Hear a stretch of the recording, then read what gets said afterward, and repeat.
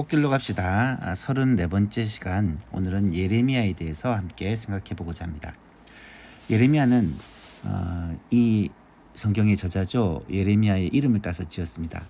히브리어 성경도 70인경도 라틴어 성경도 다 예레미야로 명명하고 있습니다. 히브리어 성경은 원래 쓰여진 구약 성경을 말하고요. 이것을 헬라어로 번역한 게 70인경입니다. 이 70인경을 또 라틴어로 번역한 게 라틴어 성경이죠. 이 헬라 시대가 되면서 헬라어로 번역본이 나왔고 로마 시대가 되면서 라틴어 번역이 나오게 된 것입니다. 오늘날은 이제 영어 번역 그리고 우리나라 번역도 나오게 되겠죠. 예레미야는 제사장의 성읍 아나돈 출신으로 제사장 힐기야의 아들, 당연히 예레미야도 제사장인데 그 예레미야가 하나님의 부르심을 받고 선지자가 됩니다. 바벨론의 침략과 유다 멸망이라는 극단적인 메시지를 전했기 때문에 일생을 핍박 속에 살아야 된다. 이 예레미야 예언의 내용을 보시면 알겠지만 전부 다 거의 전부입니다. 유다가 멸망할 것이다. 이 내용입니다. 당시 유다의 최전성기 중에 하나였던 요시야 시대에 예언을 시작했거든요. 근데 그때부터 유다의 멸망에 대해 끊임없이 예언을 합니다. 그러다 보니까 왕으로부터 미움을 받았고요. 뭐 여호야김이라든지 시드기야 이런 왕으로부터 미움을 많이 받았고 또 선지자들로부터 거짓 선지자들로부터 많은 미움을 받게 됩니다. 그래서 예레미야를 눈물의 선지자라고 말하는 것은 그만큼 고통을 많이 당했던 거죠. 옥에 갇히기도 하고 맞기도 하고 여러 가지 고통을 많이 당했기 때문에 눈물의 선지자라고 부르는 것입니다. 기록 목적은 하나님은 유다에 대한 심판을 늦추시며 빨리 회개하고 돌아올 것을 촉구하십니다. 보십시오. 요시야 왕이 마지막 선한 왕이에요. 그리고 여호아하스, 그다음에 바로 여호야김, 시드기야 4명의 왕이 더 있었지만 그 4명은 사실은 멸망으로 향해 가는 과정일 뿐입니다. 사실은 요시야 이후로는 유다가 멸망한 거나 다름없는 거예요. 근데 하나님은 그 멸망을 당장 심판하지 않으시고 자꾸 미루는 거예요. 기회를 주시고 회개의 기회를 주시는데 결국 회개하지 않고 유다가 멸망할 수밖에 없는 영적 도덕적 이유를 밝혀 주십니다. 계속 치는 설교를 하지만 끝까지 회개하지 않고 멸망의 길을 걸어가게 되죠. 하지만 멸망이 끝이 아니라는 거죠. 비록 망할지라도 남은 자들을 통한 특별한 새 언약을 주심으로 회복을, 이사야서도 마찬가지죠. 예레미야도 마찬가지입니다. 회복에 대한 예언을 하고 있다는 것. 이거는 이스라엘 백성들이 잘해서, 유다가 잘해서가 아니라 하나님의 이 새로운 언약에 의거한 회복을 예언하고 있습니다. 그래서 주제를 유다의 심판과 새 언약이라고 그렇게 말할 수가 있습니다. 예레미야 역사적 배경을 조금 생각해 볼 필요가 있는데요. 이 시대가 이제 아수르가 북이스라엘이 아수르에 의해서 멸망당한 걸 아시죠? 아수르에 의해서 멸망을 당하고 나서 이때 히스기야 시대거든요. 그리고 한 100년 정도가 흘렀는데 이 요시야 시대에 아수르가 쇠퇴를 하고 바벨론 제국이 힘을 얻는 그런 시기가 되었습니다. 결국은 이 아수르가 바벨론에서 멸망을 당하거든요. 그리고 바벨론이 멸망하고 나서 그 바벨론이 유다를 또 칩니다. 예레미야 1장에 보면 요시야 13년 이때 이제 예레미야가 콜링을 받고 예언하기 시작한 때부터 그리고 시드기야 11년 예루살렘 멸망 때까지 586년인데 이때까지 약 40년이 예레미야의 그 선지자 활동을 한 시기입니다. 꽤 오랫동안 했죠. 이사야도 꽤 오랫동안 했고 예레미야도 꽤 오랫동안 예언을 했다는 것을 알 수 있습니다. 예레미야에서는 여호야김 왕과 시드기야 왕을 중심 말씀드렸죠. 요시야의 아들 여호아하스는 얼마 못하고 바로 애굽으로 끌려가 버려요. 그리고 여호야김 왕이 됩니다. 이것도 요시야의 아들입니다. 여호야김 왕도 끌려가 버립니다. 여호야김 왕도 결국은 그 바벨론 1차 침공 때 잡혀갑니다.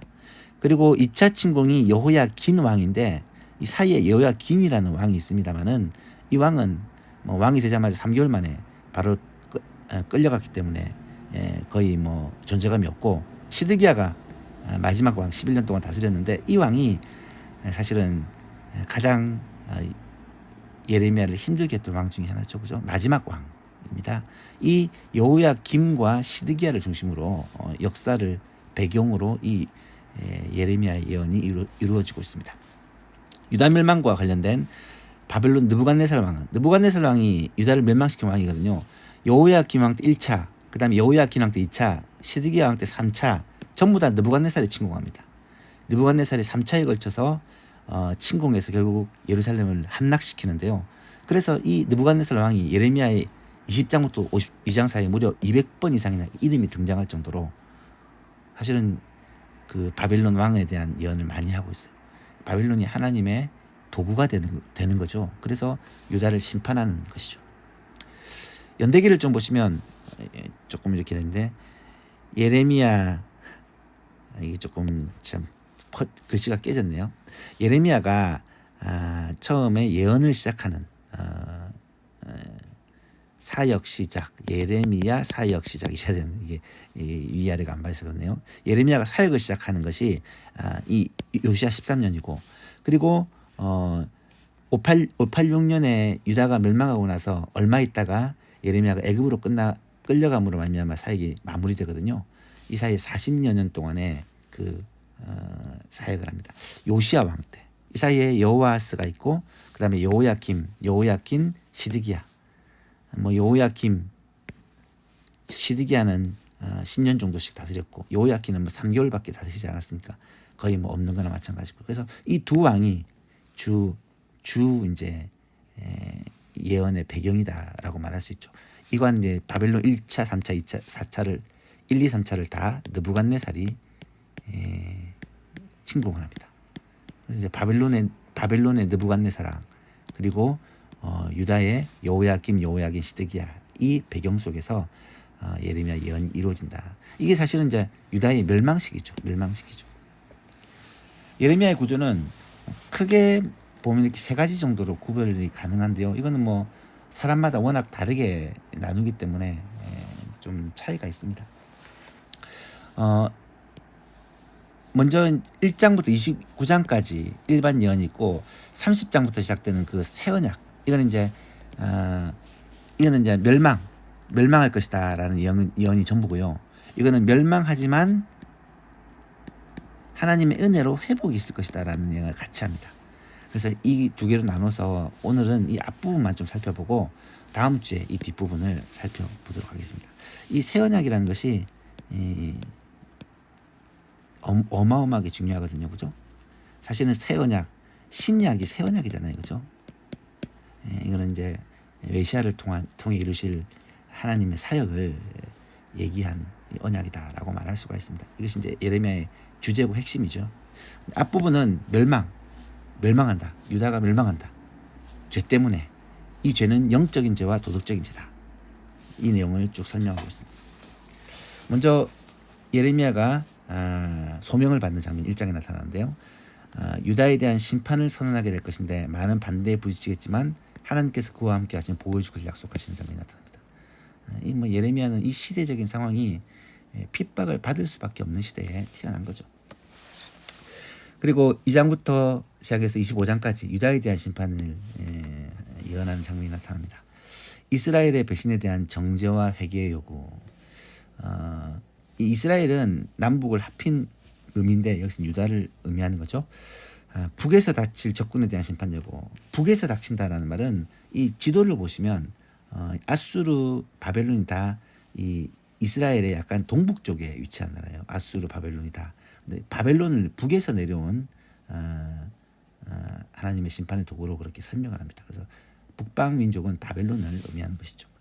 그리고 7장에 보면 성전에서 이 성전이 멸망할 것을 예언하는 장면이 나타납니다.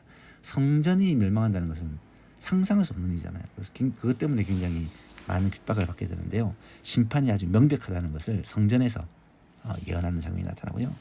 그리고 8장에서 10장 사이에 심판과 애가가 나중에 예레미야 애가라고 그러죠. 애가는 슬픈 노래란 말입니다. 이 죄에 대한 탄식과 슬픈 노래들, 그리고 특히 예레미야 애가는 예루살렘 멸망을 슬퍼하는 그런 내용 노래들이 나타납니다. 참 이 예레미야 애가 같은 경우는 보시면 참 기가 막혀요. 네. 진짜 폐허가 된 그 땅에서 단식하며 절규하는 이 예레미야의 노래를 들을 수 있습니다. 단식들이 예레미야에서 계속 나타납니다. 그리고 계속되는 심판과 예레미야와 하나님과 백성의 애가가 반복되어서, 그러니까 결국은 예레미야의 앞부분은 유다가 무슨 죄 때문에 망한다, 유다의 죄, 유다의 그 허물을 계속 들춰내는 거예요. 그러니까 싫어하죠, 당연히. 그 다음에 유다에 대한 심판이 계속됩니다. 21장부터 23장 사이에서는 지도자들에 대한 정죄와 심판. 이 유다의 지도자들이 백성들의 무지와 죄를 깨우치고 하나님께로 돌아오도록 해야 되는데, 오히려 지도자들이 앞장서서 죄를 짓고 악을 행하는 거예요. 이것에 대한 얘기를 계속하고 있어요.